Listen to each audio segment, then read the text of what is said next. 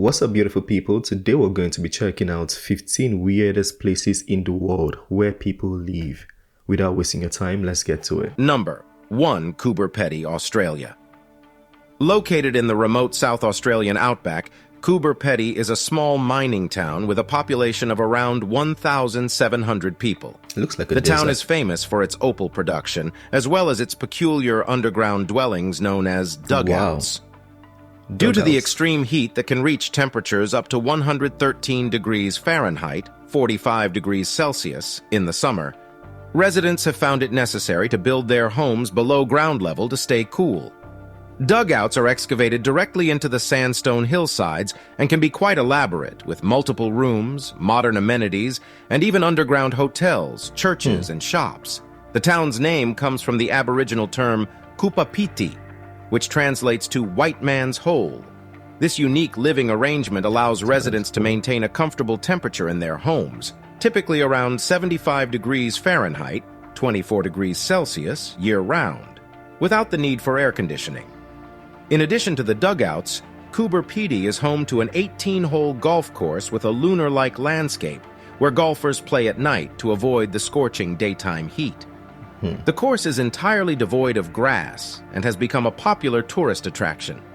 Coober Pedy's residents are a diverse mix of nationalities, as the opal mining industry has attracted people from around the world. The town has a rich history, dating back to its establishment in 1915 after opal was discovered in the area. How do they get food? Over time, the town's unique living conditions have made it a popular destination for tourists and filmmakers. Several movies have been filmed in Coober Pedy, including Mad Max Beyond Thunderdome, Pitch Black, and Red Planet. While Coober Pedy might not be the most conventional place to call home, its residents have embraced the unusual living conditions and turned them into an opportunity to thrive in the harsh Australian outback. With its underground homes, rich history, and thriving opal mining industry, Coober Pedy is truly one of the weirdest places in the world where people live. Number 2. It's crazy how much people can adapt. Like, people can literally live anywhere and be comfortable. Atsuki Pillar, Georgia. In the western part of Georgia, there stands a limestone monolith known as the Katsuki Pillar, which rises approximately 130 feet, 40 meters, above the surrounding landscape.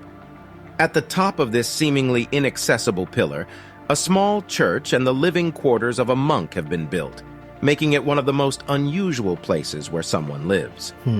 The Katsuki Pillar has been a site of religious significance since the 9th century, when a small church was first constructed atop the monolith. However, it wasn't until the 1990s that a Georgian monk named Maxim Kavtaradze decided to make the pillar his home, in an effort to live a life of solitude and prayer. To reach the top of the pillar, Maxim and visitors must climb a precarious metal ladder, which replaced an even more dangerous rope ladder that was originally used. Once at the top, the living quarters consist of a small cell for the monk, a chapel, a crypt, and a wine cellar.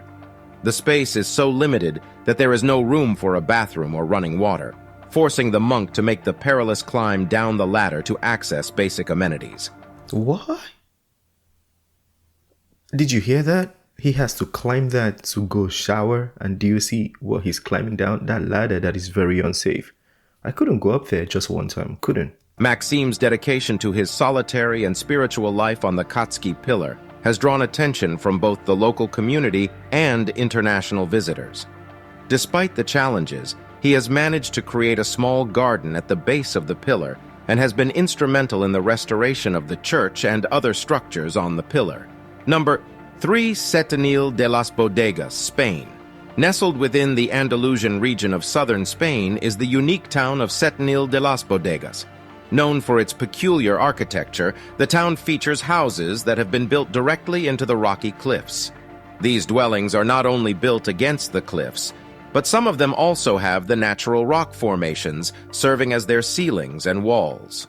The town's history dates back to prehistoric times, with evidence of human habitation in the caves as early as the Stone Age. However, it wasn't until the 12th century that Centenial de las Bodegas truly began to take shape as a town. Over the centuries, the residents have carved homes, shops, and restaurants into the cliffs, creating a labyrinth of streets and alleys that wind their way through the town. The unique architecture of Centenial de las Bodegas provides its residents with natural insulation, keeping the houses cool during the hot Spanish summers and warm during the winter months. The town's name is derived from the It's a beautiful town. Latin words septem nihil, which means 7 times nothing, possibly referring to the numerous failed attempts to conquer the town during the Christian Reconquista due to its natural defenses. Today, Centenial de las Bodegas is a popular tourist destination, with visitors flocking to admire the town's one-of-a-kind architecture and sample its renowned local cuisine. The town is also known for its local products such as olive oil, almonds, and honey, which are sold in small shops carved into the cliffs. Living in Centenial de las Bodegas means embracing a unique way of life that is both rooted in history and adapted to the surrounding environment. Number 4. The walled city of Shibam, Yemen. Nestled in the heart of Yemen's Wadi Hadramaut, the walled city of Shibam stands as a striking example of ancient urban planning and architectural ingenuity. He said ancient urban planning. It does look good. Often referred to as the Manhattan of the desert, Shibam is renowned for its distinctive skyline of tall mud brick tower houses, some of which rise to a height of 100 feet and date back to the 16th century. Surrounded by a fortified wall, the city was strategically designed to protect its inhabitants from potential invasions and floods. The narrow, winding streets and the dense arrangement of the tower houses were constructed with the region's harsh climate in mind, providing shade and efficient air circulation to help regulate the temperature within the city. Shibam's tower houses, which can be up to 11 stories high, are made from sun-dried mud bricks, a sustainable and locally available building material. The exterior walls are coated with a layer of mud and straw, which serves as a protective barrier against wind and rain, and must be regularly maintained to prevent damage.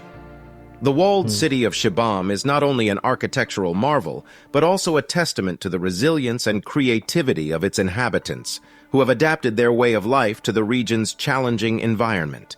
In 1982, UNESCO designated Shibam a World Heritage Site, in recognition of its outstanding universal value and the need to preserve its unique architectural heritage for future generations. Can we see the interior? Today, Shibam remains a living city, showcasing the enduring legacy of its ancient builders and the timeless appeal of its distinctive mud brick skyscrapers. Number 5. Hanging Temple of Hangzhou, China. Oh, I've seen this one. Perched precariously on the side of a cliff in the Hangzhou Mountains of China's Shanxi province, the Hanging Temple, also known as Xuankong Temple, is an extraordinary example of human ingenuity and perseverance. The temple was built more than 1,500 years ago during This kind of engineering from 1,500 years ago. Northern Wei dynasty, and has managed to withstand the test of time, despite its seemingly fragile location. The Hanging Temple is a complex of 40 rooms, connected by a series of narrow walkways and wooden beams that have been inserted directly into the cliffside. The temple is supported by a combination of these beams and the natural rock formations, which create a unique architectural structure that appears to defy gravity. The temple was built to be a place of worship for followers of Buddhism, Taoism, and Confucianism, showcasing a rare instance of harmony between the 3 major Chinese religions. Throughout the temple, you can find statues and artworks representing deities and figures from all 3 faiths, illustrating the shared spiritual values of the builders. The Hanging Temple's incredible construction and precarious location have made it a popular tourist attraction and a UNESCO World Heritage Site. Visitors can access the temple via a steep and narrow staircase carved into the cliffside, which provides a thrilling experience for those brave enough to make the ascent. The Hanging Temple of Hangzhou stands as a testament to the power of human faith and determination, defying the odds in one of the most unusual places people have chosen to live. Number 6. The Rock Houses of Guadix, Spain.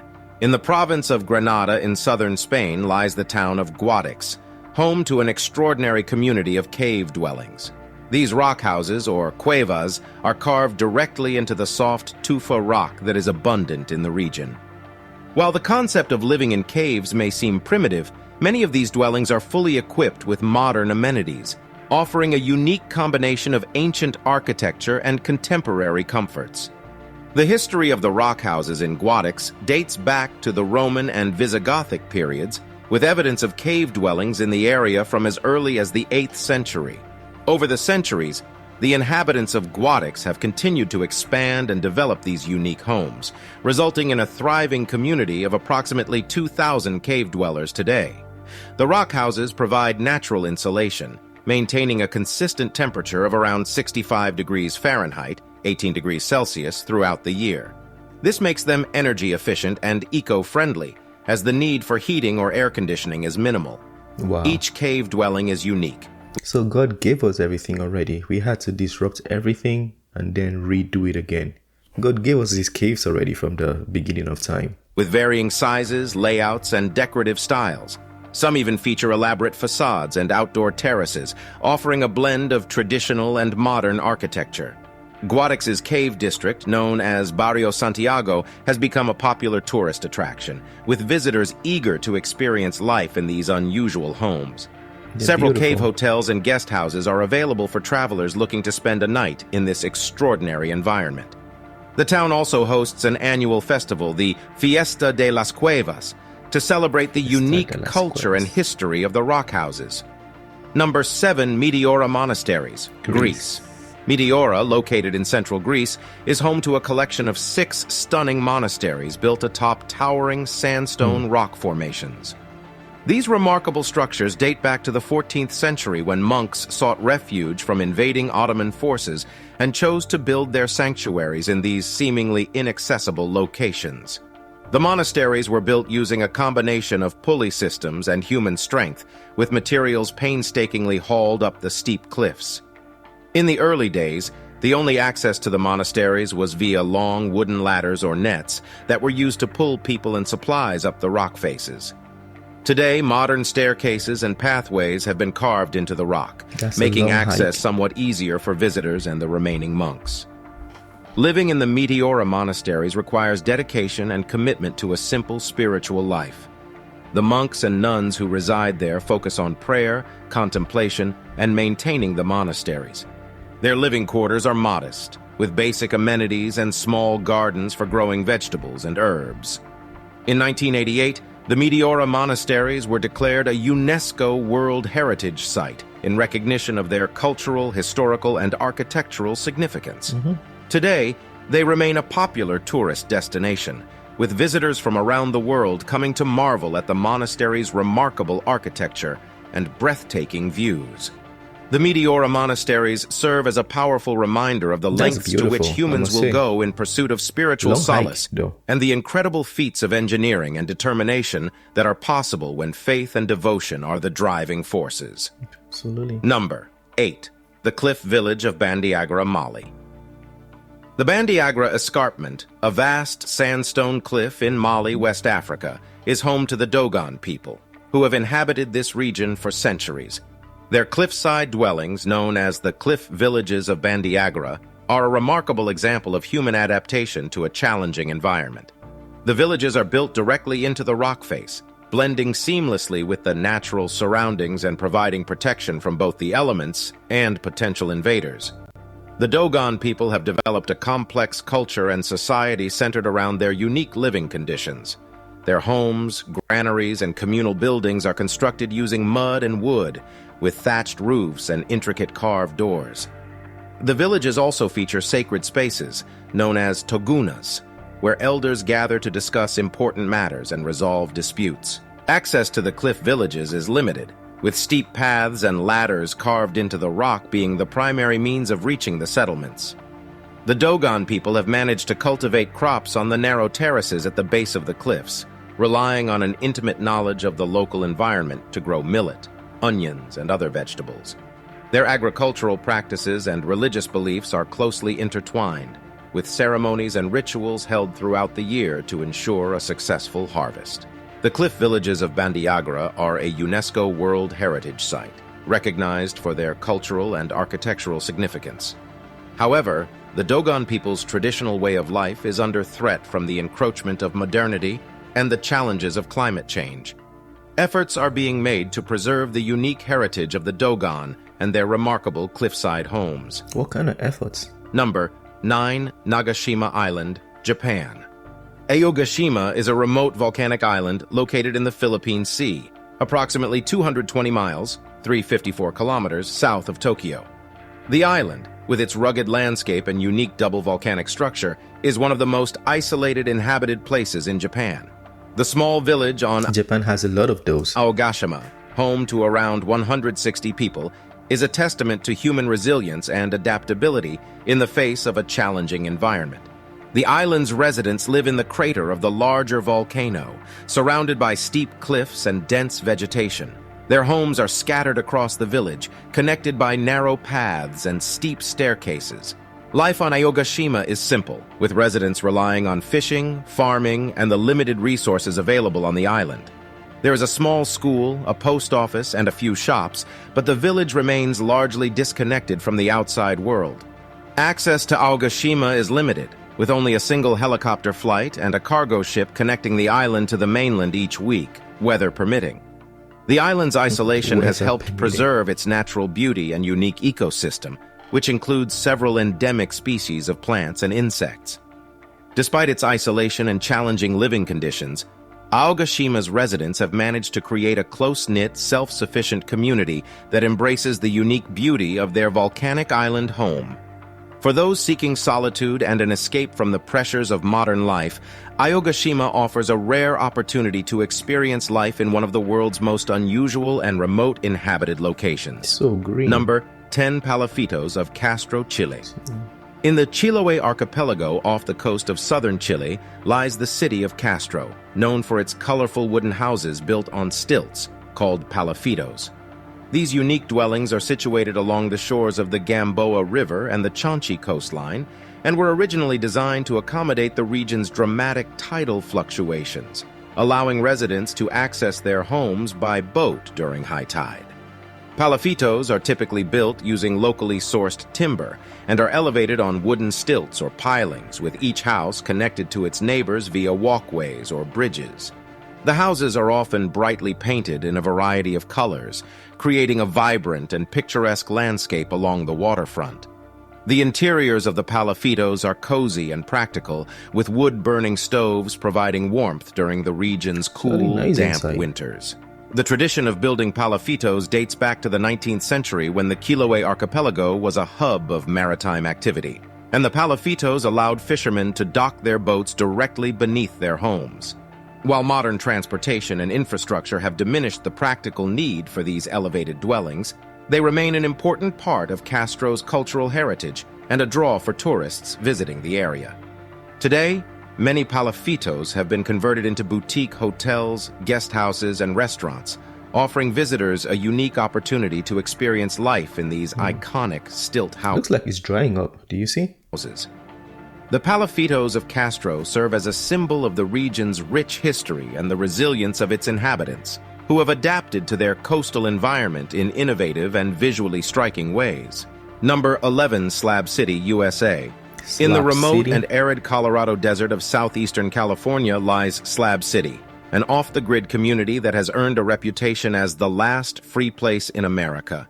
Originally the site of a World War II Marine training base, the area now known as Slab City is characterized by the concrete slabs that remain from the dismantled military buildings. Slab City has no formal government or infrastructure, and residents, often referred to as slabbers, live in a variety of makeshift homes, including RVs, trailers, tents, and other improvised structures. They just do what they want. The community attracts a diverse Do they pay taxes? They don't have to, right? Group of people, including retirees, artists, drifters, and those seeking an alternative lifestyle away from the constraints of modern society. Living in Slab City requires a high degree of self-sufficiency, as there is no access to basic amenities such as running water, electricity, or sewage systems. Residents must rely on solar panels or generators for power, and water must be brought in from nearby towns.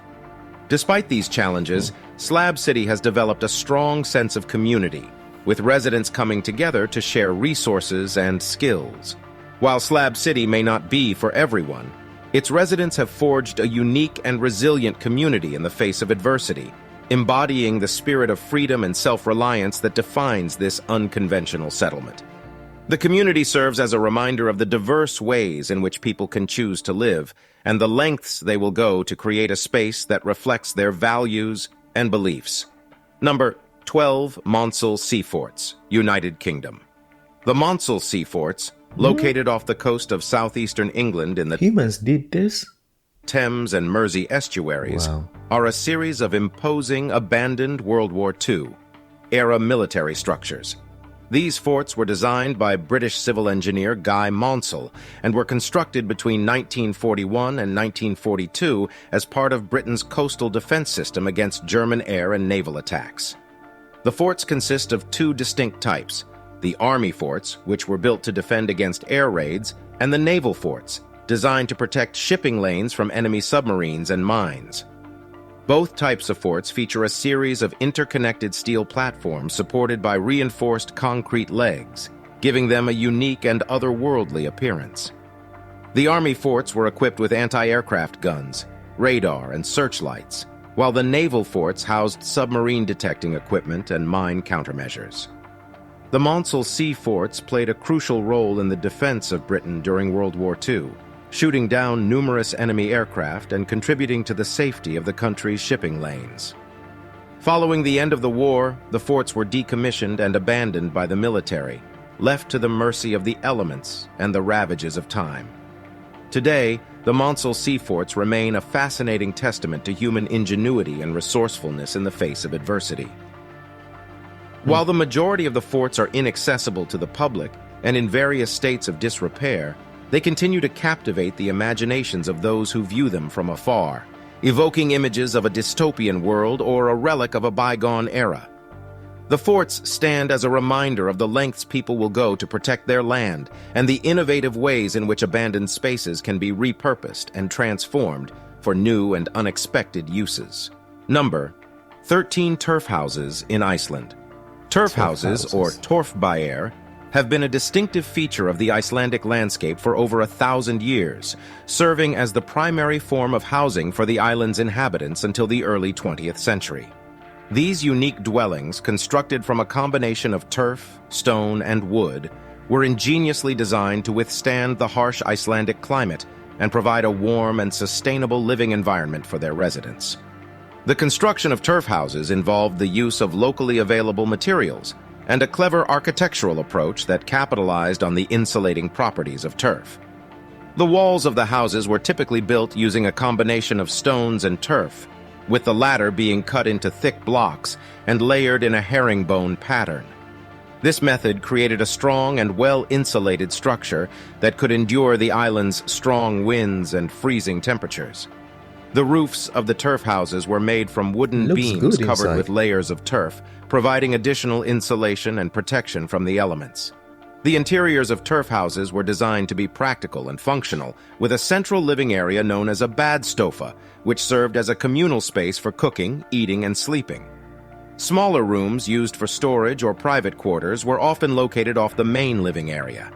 The design of the turf houses was heavily influenced by the need to conserve heat, with small windows and a central hearth providing warmth and light during the long, dark winters. The enduring appeal of turf houses lies in their harmonious relationship with the landscape, their eco-friendly construction, and their embodiment of Icelandic resilience and resourcefulness. As interest in sustainable and traditional building methods continues to grow, the turf houses of Iceland stand as an inspiring example of a time-tested, environmentally friendly approach to housing that remains relevant in the modern age.